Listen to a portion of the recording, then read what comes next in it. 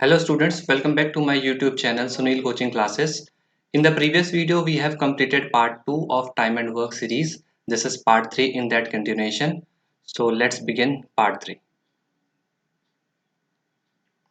पहला क्वेश्चन जो हमारे पास है, X can do a piece of work in 20 days and Y in 12 days respectively. X in 20 days, Y in 12 days respectively. तो सबसे पहले हम टोटल वर्क को एज्यूम करेंगे. हम कितना ले सकते हैं इसमें 60 चेयर्स.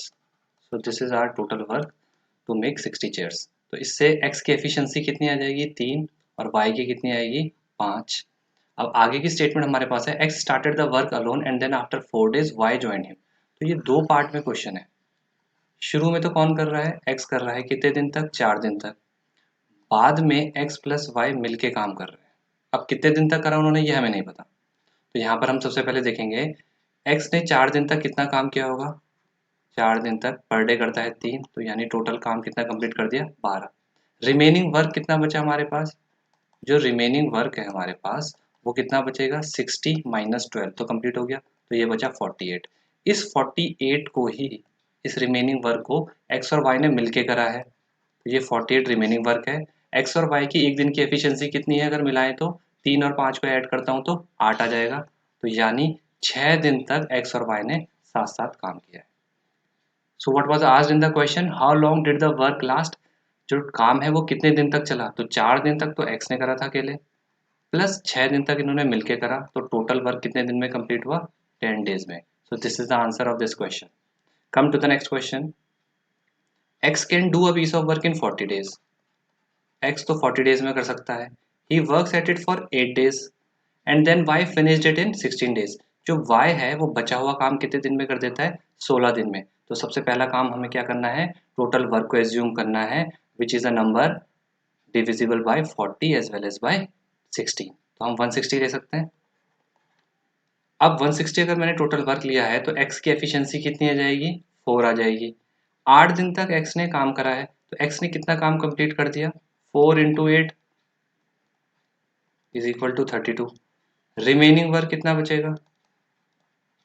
आप बोलेंगे 160 में से 32 कंप्लीट हो गया तो बचा कितना 128. इस 128 को y कितने दिन में खत्म कर रहा है 16 डेज में, which means y has the efficiency of 8 chairs per day. यहाँ पर हम y की एफिशिएंसी बोल सकते हैं y कितना है 8 चेयर्स पर डे. अब वो कह रहा है उसके बाद कि अगर दोनों साथ मिलकर काम करें तो कितने दिन में काम खत्म हो जाएगा. तो 160 तो टोटल वर्क है, दोनों मिलके एक दिन में 4 प्लस 8 12 कर सकते हैं. तो कितना दिन लगाएंगे, अगर मैं से 12 से काटूँ तो 12 वन जा 12, फिर 40 बचेगा, 12 थ्री जा 36 बचेगा और 1/3. तो इतने दिन में ये काम कंप्लीट हो जाएगा. चलिए नेक्स्ट क्वेश्चन की तरफ चलते हैं. A can finish a work in 10 days while B in 15 days. A कितने दिन में करता है 10 दिन में. बी कितने दिन में करता है 15 दिन में. आगे कहता है they work together and finish it then out of a total wages of 225 share of A. अब आपको इन क्वेश्चन में एक चीज ध्यान रखनी है, there is a concept of distributing wages among the people. कैसे, जो जितना ज्यादा काम करेगा उसे उतना ज्यादा पैसा मिलेगा. पैसा कभी भी इस तरह से डिस्ट्रीब्यूट नहीं होगा किसने कितने दिन काम करा, इससे कभी कोई फर्क नहीं पड़ेगा. To understand this we take a simple example.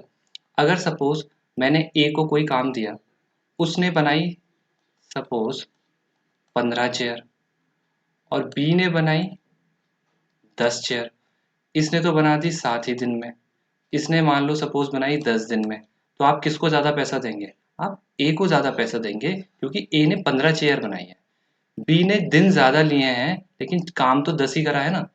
तो हमेशा जो पैसा है वो डिस्ट्रीब्यूट होगा as per the ratio of their efficiency. जो जितना ज़्यादा काम करेगा उसको उतना ज़्यादा पैसा मिलेगा. तो यहाँ पर ये जो 10 और 15 है ये इनका डेज की है, डेज का रेशियो है. ठीक है, या हम बोल सकते हैं टाइम का रेशियो. A:B कितना दे रखा है 2:3. तो इनकी एफिशिएंसी का रेशियो कितना हो जाएगा, वो जस्ट रिवर्स होता है इसका 3:2. यानी ये जो पैसा है 225 ये किस रेशियो में बटेगा ए और बी के बीच 3:2 के बीच में. तो इस 225 को हमें ए का शेयर बताना है तो 3 आउट ऑफ 5 हो जाएगा। 5 से काटूंगा तो मैं 45 टाइम्स, और 45 इंटू 3 करेंगे तो 135। तो ₹135 will be the share of A. और अगर बी का पूछता तो 225 इंटू 2/5 हम कर देते, तो वो आ जाता आपका 90। तो आपको ये कॉन्सेप्ट ध्यान रखना है, पैसा जो है वो हमेशा डिस्ट्रीब्यूट होगा as per the ratio of their efficiency. Next question देखिए, if the work done by x minus 1 man in x plus 1 days is to the work done by x plus 2 men in x plus 1 days are in the ratio of 9:10। अब यहाँ पर man हमें x minus 1 x plus 1 इस terms में दे रखे हैं, तो हम बोलेंगे x माइनस 1 मैन है, ये कितने दिन तक काम करते हैं, x प्लस 1 days तक। और दूसरा केस है जिसमें x प्लस 2 मैन है, और ये कितने दिन तक काम करते हैं, x माइनस 1 days तक। और ये जो टोटल काम है ये 9 और 10 के रेशियो में है, 9:10। तो अगर मैं इसे सॉल्व करूं तो ये कितना हो जाएगा, जब इससे मल्टीप्लाई होगी तो ये हो जाएगा x square minus x plus x minus 1 upon, इसकी जब मल्टीप्लाई करूंगा तो ये होगा x square plus 2x minus x minus 2, और ये हो जाएगा 9/10। इसको अगर मैं फर्दर सॉल्व करूं तो इस x से तो ये x कट जाएगा, तो यहाँ बचेगा एक्स स्क्वायर माइनस 1 अपॉन, यहाँ पे क्या बचेगा, x square plus x minus 2 is equal to 9/10। Cross multiply करूंगा तो ये हो जाएगा 10x square minus 10 is equal to 9x square plus 9x minus 18। इसको अगर मैं सॉल्व करता हूँ तो ये कितना हो जाएगा, ये हो जाएगा एक्स स्क्वायर माइनस का 9x, और ये हो जाएगा आपका प्लस का 8 इज इक्वल टू 0। एक क्वाड्रेटिक इक्वेशन बन जाएगी। इसको सॉल्व करने का सिंपल तरीका होता है, ये मैं आपको जब क्वाड्रेटिक इक्वेशन सॉल्व करना सिखाऊंगा उसमें आपको इजीली फाइंड हो जाएगा। तो इसके दो रूट बनेंगे, 8 और 1 बनेगा, तो यहाँ पर वैल्यू आएगी x की, जो वैल्यू आएगी वो 8 और 1 आएगी, तो यहाँ पर हमारा जो आंसर है 8 हो जाएगा। ठीक है, अब इसको हम डायरेक्ट कैसे चेक कर सकते थे वो भी हम देखते हैं। अब हम इसको डायरेक्टली कैसे चेक कर सकते थे, थ्रू ऑप्शंस। आप देखो आपके पास जैसे हमारा जो आंसर आया वो 8 आया है, सपोज आपको ऑप्शन दे रखे हैं 5 6 7 और 8। अब 8 को हम चेक कर रहे हैं, तो x की वैल्यू अगर 8 हो तो यहाँ पर कितना हो गया, 8 माइनस 1 7 इंटू कितने दिन तक काम कर रहे हैं, x प्लस 1 यानी 8 प्लस 1 9 डेज तक काम करा, अपॉन यहाँ पर कितना है x प्लस 2 मैन, मतलब 8 प्लस 2 10 मैन है, और कितने दिन तक काम कर रहे हैं, 8 माइनस 1 यानी 7 डेज तक। तो ये कितना हो गया वैल्यू, ये हो गई आपकी 63, और ये हो गया कितना 70। इसे कैंसिल आउट करूंगा तो 9/10 भी आ रहा है, तो which means we have the right option. ठीक है students, now move on to the next question. Next question में वो हमें कह रहा है A can do a piece of work in 45 days while B in 40 days. तो सबसे पहले ए 45 डेज में और बी कितने में कर रहा है, 40 डेज में। तो सबसे पहला काम हम टोटल वर्क को डिफाइन करेंगे। हम कितना ले सकते हैं यहाँ पर, अगर इसका एलसीएम लेंगे तो ये हो जाएगा 360। इससे ये कितने टाइम्स आ जाएगा, इसकी एफिशिएंसी आएगी 8 और बी की एफिशिएंसी आएगी 9। अब उसने क्वेश्चन को फिर से दो पार्ट में ब्रेक कर रखा है। They begin to do the work together but A leaves after some days and then B completed the remaining work in 23 days. इसको फर्दर हम दो पार्ट में कर सकते हैं कि ए और बी ने साथ साथ काम करना शुरू करा। कितने दिन तक करा ये हमें गिवन नहीं है, लेकिन हिंट उसने दी है कि बी ने लास्ट के 23 दिन में रिमेनिंग वर्क अकेले किया है। ठीक है, अब आप देखो बी लास्ट के 23 दिन में कितना काम करेगा, 9 पर डे कर सकता है, 23 दिन में कितना करा होगा, आप बोलोगे 23 इंटू 9। इसको अगर मैं मल्टीप्लाई करूँ, 9 3 जा 27 का 2, और 9 2 जा 18 और 2 20, 207 इसने कंप्लीट कर दिया काम। तो रिमेनिंग बचा कितना, 153। इस 153 को ए और बी ने मिलके करा है। ए और बी मिलके एक दिन में कर कितना सकते हैं, आप बोलोगे 8 प्लस 9 17। तो 153 काम करने में कितने दिन लगेंगे इन्हें, इससे आप कैंसिल आउट करोगे तो आएगा 9। यानी हम बोल सकते हैं 9 दिन तक ए और बी ने साथ साथ काम किया है, और लास्ट के 23 दिन किसने काम करा है, केवल बी ने। तो क्वेश्चन में जो पूछा गया था, the number of days after which A left the work, so A left the work after 9 days, तो 9 will be the answer of this question. आइए नेक्स्ट क्वेश्चन पे, A can do a piece of work in 14 while B in 21 days.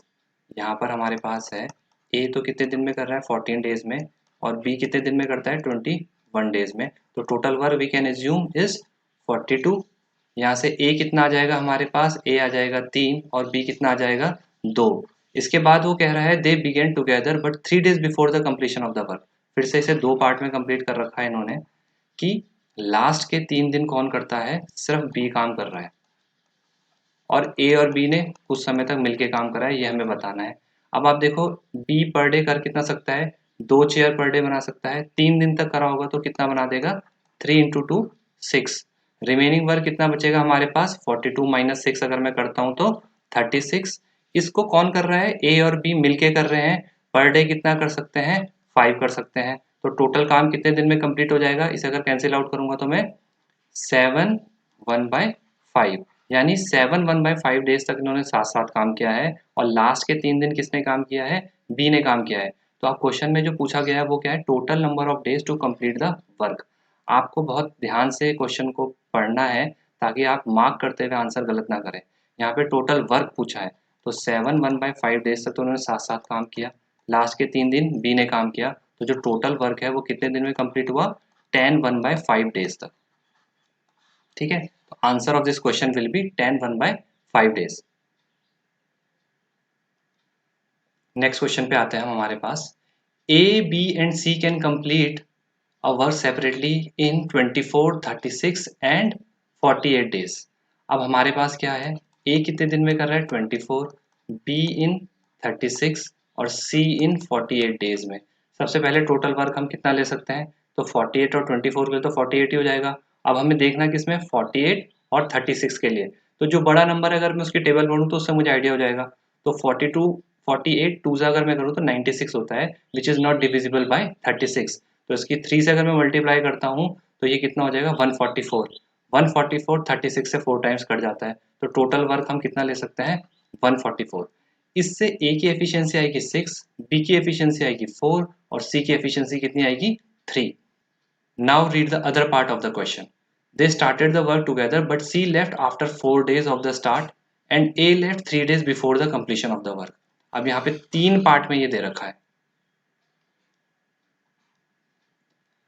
They started together, तीनों ने साथ साथ काम शुरू करा, A plus B plus C, ठीक है। But C left after 4 days, 4 दिन तक तो उन्होंने साथ साथ काम करा, उसके बाद सी छोड़ के चला गया, तो यहाँ पर ए और बी काम कर रहे हैं। अब कितने दिन कर रहे हैं अभी ये तो कंफर्म हमें पता नहीं है। आगे उसने हिंट दिया A left 3 days before the completion of the work, यानी ए बी लास्ट के 3 दिन ए नहीं था काम पे, तो वहां पर सिर्फ बी ने काम करा है लास्ट के 3 दिन। तो अब हम इससे निकाल सकते हैं कि कितना कितना काम कंप्लीट हुआ था। तो पहले 4 दिन किसने करा है, ए बी सी ने मिलके। एक दिन में कर कितना सकते हैं, 6 और 4 10 और 3 13, तो 13 ये कर सकते हैं। 4 दिन तक करा तो यानी कितना काम कंप्लीट कर दिया 52। लास्ट के 3 दिन किसने करा है, सिर्फ बी ने। बी पर डे कर कितना सकता है 4, तो 3 दिन में कितना काम कर दिया होगा 12। तो यहाँ पर टोटल वर्क कितना कंप्लीट हो चुका है 52 प्लस 12, ये कितना हो गया आपका 64। 64 कंप्लीट हो गया है काम, तो रिमेनिंग कितना बचा, आप माइनस करोगे तो आप बोलोगे 80। इस 80 को ए और बी ने मिलके करा है।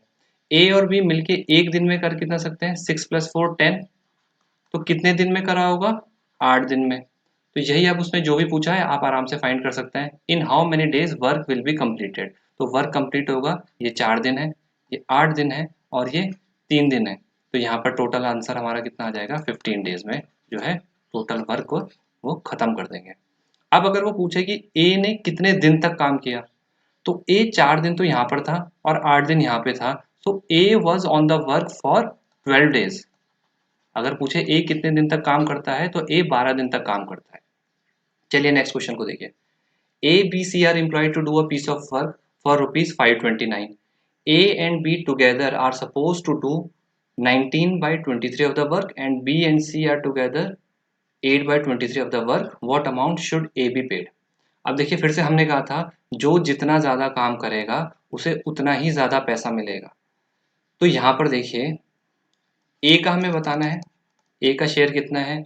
इस वाले पोर्शन को देखिए आप, बी और सी मिलके कितना करते हैं काम का 8/23 पार्ट, तो ए ने कितना करा होगा, टोटल वर्क 1 होता है, इसमें से अगर मैं माइनस कर दूं 8/23 तो ए का फ्रैक्शन आ जाएगा कि in fraction what part A has done.